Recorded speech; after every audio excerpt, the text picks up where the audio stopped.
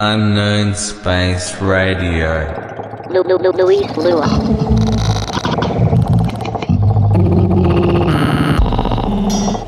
The show you're tuned into right now was put together by students and staff enrolled in the broadcasting courses in the radio television department at San Joaquin Delta College. Thanks for listening and supporting college radio.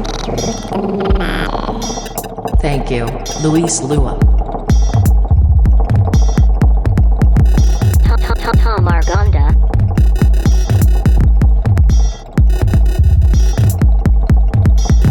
Alex Salon.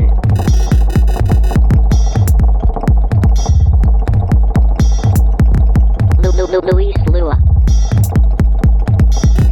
Unknown Space Radio. DETOUR 2. LOOSIES 2.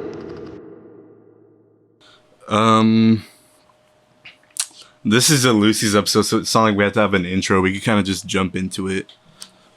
Whenever. Do you want to go first? Or you want me to go first? What's up, man? Yo. So this is quarantine edition part 5, I think. I think so. I could be wrong. Something like that. But either way, we are still in quarantine, which is, I expected we'd still be, but... Dude, I think we're looking at least 6 months. You think 6 months? I think 6 months. I had, between my friends and I have my money on at least 2 years. Well, I don't... Nah, that's too long. Not that, I guess I should have explained that. Not that, quarantine's gonna last 2 years, but I think after 2 years we'll actually start seeing... The virus go away? Yeah. But that's just me. We're at least looking at quarantine for... Well, it actually kind of depends because they're saying that they might want to reopen in like 2 weeks. So stupid. Which is really stupid. Very.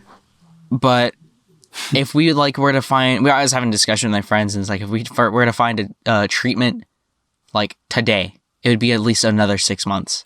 That's fair, yeah. I think not Canada. I think Germany just started doing human trials for their vaccine. Yeah, us too. Oh, word? Mm-hmm. Cool. Are you feeling hopeful about this? Not at all. I'm a little scared. I'm a little scared. Dude, I just think of I Am Legend. I don't know about that. Like zombies or vampires, whatever they were? Or just they found a cure for cancer, right? And then they gave it to people, and then it mutated and turned them into the vampire zombie things. What if this turns people into something worse? Or what if I don't know. What if it's fine, but then it mutates and it just goes AWOL? I don't know, because I don't really think we've dealt with that before. So we'd probably find out after the fact. But what I really wanted to get into with this whole quarantine conversation. Because we talked at the beginning of quarantine, and we're just kind of saying how we're staying at home is not too bad. It's not too hard either, for at least us. Yeah. Do you still have those feelings towards it? It's definitely starting to wear on me a little bit. I can feel it. I get I don't know. Cabin fever? Yeah. You know how we were talking about before, when we are on vacation, we just don't do anything and it gets to you? Yeah. That's how this is starting to feel. And it's even worse now because I'm not even working or working out. You haven't found means to kind of be productive? Because I know you're a content creator. You have your own YouTube.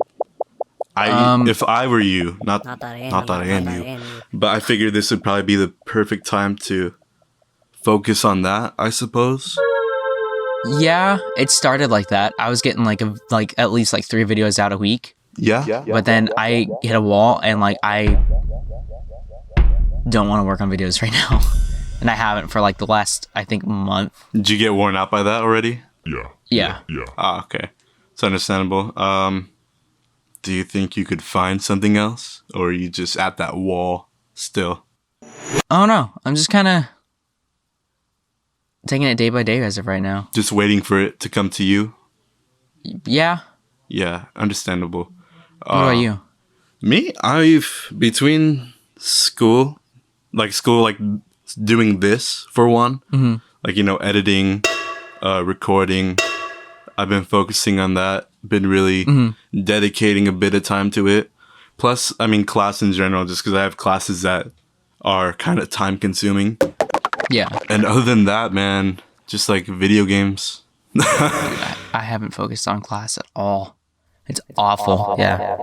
I've found this to be the perfect time to, because I mean, before quarantine, I hadn't really been playing a lot of like video games, but this has been like the perfect opportunity to actually start video games and movies and even like albums too. Albums I never got to. Dude, that's all I've been doing. Is all that. Yeah, I mean, there's definitely solace to be found in it. We talked about that already. But yeah, just keeping myself busy with that. Like, I don't know, this whole like quarantine thing, it hasn't really gotten to me. But when I think about it, it kind of gets to me. But I mean, like we said in like a past episode, just finding better ways to distract myself. Because really, what can we do? Just because we're on the topic of quarantine and COVID-19, I just want to talk about something. It's gonna be really sad, but I don't know if you know. I don't know if you saw me talk about it at all on like Instagram or whatever. I might have. I'm not sure. But I have family that lives in New York, and I think like 2 weeks ago now. No, it's been probably like 3 weeks. It was 3 weeks. 3 weeks since it like started.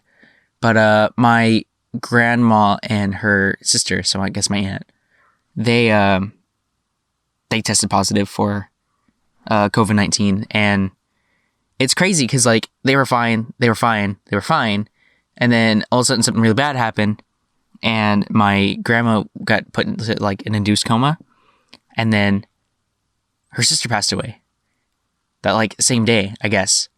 And then a few days later, my grandma was fine. She was fine. All of a sudden, her heart gave out. So she passed away also.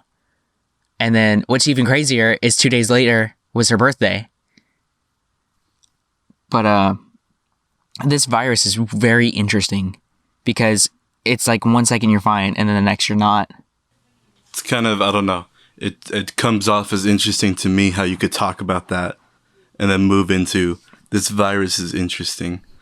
Like, I don't know. How are you taking it? Is like, because obviously it's sad, but yeah, you're comfortable enough to talk about this. Yeah, I'm okay. I mean, I grew up with her. I knew who she was. But there was a period where she left, and then my parents got divorced, and then she wasn't around anymore, which was not anyone's fault other than like, it's just divorce. It's what happens. But the last time I saw her was like my sophomore year of high school. Was at my brother's wedding, and then I haven't seen her since. So it does kind of bother me because I was gonna like, I don't know. My mom texted me when all of this happened or started to happen, and she's like, "Oh, you should call her. She would appreciate it." And I don't know. I just kept putting it off, and that's what bothers me the most is because the day I go to call her is the day that she gets induced into a coma. Yeah, I'm really sorry to hear that. No, it's all right. That bothers me. But other than that, it's like, what can we really do? I mean... Yeah, see, that's the hard part. Like, yeah. It's harder on the family that live in New York and lived near her because they did live with them all the time. And they probably couldn't even, like, see her, right? Yeah. But, like, I don't know. I kind of assumed, and I think my family also assumed that, like, once they got it, then that was kind of it because it has been known to be deadly and elderly. So I like I said, it's kind of like, what can I do? I can't really, I mean, I can feel sad, yeah, but it's not gonna do anything. I don't know. I feel like I'm just grieving in a really weird way. These are weird times. I don't blame you. I wish I had words for death, but I mean, death is obviously, it's not something you can move past. Yeah. It's just, I'm sure it's going to hit me someday. It's going to hit you someday too, yeah. I don't know, man. Sorry to hear that. It's okay. Rest in peace to them, of course. leave it on a happy note. My uncle did say that they spent most of their life together, and there was no way that they were not going to end up together. There's a day that when we first started this, before we even did the first episode, when we were just brainstorming, I thought I went on this weird brain trip, if you will, for lack of a better term. And I started thinking about ancestry, and it's interesting that there is a certain point of ancestry that we will never know, and we will never know what their life was like. And it makes me think, did they talk the same as us? Did they think the same as us? And it's interesting that there's generations and generations and generations of people that came before us, and we will never know them. And they are long forgotten. And That's we will harsh. never know them or their time. That gives me a headache, bro. That's gonna be us someday. Yeah. I guess that's the hardest part. I mean, shout out them. I don't know them, but wow. They paved the way for where we are today. Yeah, I mean, I give thanks to them. It's crazy just thinking about because if we're visiting a relative's house, there might be a really old picture of I don't know, family members from maybe, I don't know, 2 or 3 generations before my grandparents. And it's I don't know, it's just interesting looking at that and to even think, wow, there's people that came way before that as well. It's kind of haunting, why lie? So we were dude, what would happen if the sun were to explode? And if the sun were to explode right now, it would take 8 minutes for the energy of the sun to get to us and just immediately fry us. And we wouldn't have any time to react. We wouldn't know it is at all happening. It would literally be a big flash of light, and that's it. And that makes me think of how scary the world... And it makes me think of how scary the world really is, because there are so many things that could kill us. And the Way fact too that many. it hasn't had nothing has killed us yet. I feel lucky just for being 19 years into my life and nothing has killed me yet. Mm-hmm. We're even threats to ourselves, man. Mm-hmm. Yeah, there are way too many things that could kill us. And the sun exploding is probably not the most brutal, but probably the most scary, just because that'd be mass extinction. Mm-hmm. And then where do we go from there? Nowhere. Nowhere. That's not our problem anymore. We're going to take a short PSA break, but we'll be back here on Delta College Radio 93.5 KWDC. A lot of people like to talk about how people live their lives and their mental, their mental presentation of life. Only because I can't think of anything better to word it. Basically, this next point is about being positive and negative, or optimistic and pessimist. And I don't know if we talked about this. I think we might have. We talked about it off air. Did we? Yeah, I was telling you how, because I think we are both pretty pessimistic. Yes. And somebody told me, I forgot who they were. Somebody told me, it's better to be a pessimist because you're either pleasantly surprised or you were right. And I don't know, my pessimistic side is that, I don't know if I'm wording it right, man. That was the right word. Okay, yeah. I get so tired of it. I get tired of my whole nihilistic side too. It's it's annoying to live with, but hearing that was kind of it was nice. Cause yeah, I'm either pleasantly surprised or right. Yeah. See, I feel like no matter which way you think about life, whether you're optimistic or pessimistic, I feel like we're naturally pessimistic. I've always felt like nothing good has ever happened to me or will ever happen to me. And that both comes from being in a positive mindset and both a negative mindset. I'm gonna So- need you to explain that. People can say they're happy, but they're not actually happy. They just have the mindset, okay, I need to be happy. So they have this mindset of being happy to become happy.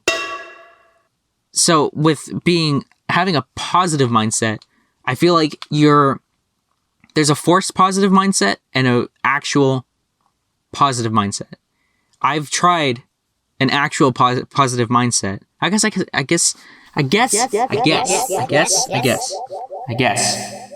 this is me stalling because I started a lot. I guess that I have never maybe lived a true positive mindset, and so I don't know what it's like. But when people try to tell you, oh, you should be happy, or you should try being positive, or don't think that way, I feel like that's forcing yourself to be optimistic, and that optimism Leads to doesn't do failure. anything. It leads to It's the same as living with a pessimistic attitude. No matter what, no matter which way you think about it, no matter which way you live your life, it's always going to have the same end product. I've said a whole lot of nothing just to get to that. I totally get where you're coming from. I think So you can clean that up to make it yeah. not sound so bad. Like, is it what you're saying? Kind of either way, you're kind of gonna live your life, and your mindset really won't affect that. Yes. I think what's going to happen is meant to happen, but I still feel like it's resulting in a negative way no matter what. No matter how you look at things. It's just how you respond to that defines optimism and pessimism. I think I get that. I think us humans are more prone to kind of, these impending senses of doom. And I think either way, that kind of waits behind the door of life. I think that's just kind of a human thing. I mean, sure, you could be happy, you could be sad, you could be upset. There's still going to be something that's going to upset you, but there's still also going to be something that's going to make you not upset, kind of make you happy. And I don't think mindsets really matter too much. And I think that's where you're getting at. Because either way, what's going to happen will happen. Mm-hmm. And I think, like I said before, I think everything that's going to happen should be kind of from every corner of the emotional spectrum. Yeah. Like, something bad's going to happen to me, something bad's going to happen to you, but I feel like something good will also happen to us sometime. Do you think something as equally as good would happen? Equally. Or do you think something in general good would happen? I think a lot of things in life are either, well, I don't know. That's a good question. Maybe not equally as good, but maybe there will be a bunch of other good things that might eventually equal up to the amount of bad that is. But I mean, obviously good, I guess. And I think, I don't know. I don't think mindset matters. I think whole mindset thing is kind of just a thing to, I don't know, make you comfortable living with yourself. Because it's not going to affect anything around me. I don't think my mindset affects anything happening around me. I think it's just a way to live with yourself. I hate being pessimistic. I don't like that I'm super nihilistic. I don't like telling myself every night, all of this is for nothing and all my efforts will amount to nothing. So I think just so I could live with myself, I think it would be better to be in a positive attitude, an optimistic attitude. And then maybe I think it's just a means to be at one with self. Mm-hmm. Wouldn't you agree? Wouldn't you agree? Wouldn't you agree? Yeah. Yeah, definitely. It's definitely a way of coping and dealing with reality. Yeah, I don't know. I think that's all it is. But at the same time, like I was saying, how pessimism doesn't, you're either pleasantly surprised or right. I think that's kind of a way to live with yourself too. I think. You'd rather be right than wrong? Upset. Yeah. Yeah. Yeah, like I don't like it, but I suppose I like being right. You'd rather be right in the negative way than wrong in the positive way. Yes. Because wrong in the positive way is upsetting. And it hurts more. Yeah, definitely. But if I'm just right in a negative way, then it's like... Dude, I called it. I called it. I can move on. Yeah. Whoever was going against my word, hope you are doing good. I guess is like a way to put it. People take life too seriously. I think. And I don't know. I think that's like a product of my nihilism and my pessimistic side is I don't ever take anything too seriously because at the end, what am I going to be? What are any of us going to be? Obviously, I'm going to put love into stuff. I'm going to put love into my family. I'm going to put love into my friends. Because otherwise, what's the point? You would just give up. And we don't want to give up. See, like that whole life is meaningless perspective. Mm-hmm. I don't want to say I fall in line with that because there's still something I want to make out of this life. Mm-hmm. But what I'm getting at... Otherwise, you would have given up by now. Yeah, definitely. What I'm getting at is because life is meaningless, I guess. Just do it, man. Take those risks. Point your vessel towards something.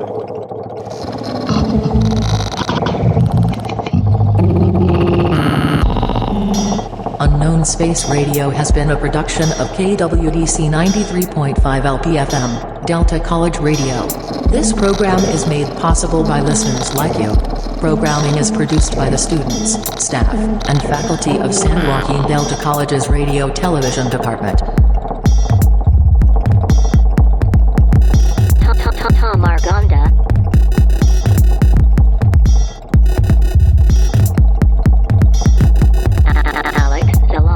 It is supported by the Delta College Department of Arts, Humanities, and Multimedia, the Career Technical Education and the Workforce Development Office, and the State of California. Thank you for listening. Thank you, Luis Lua.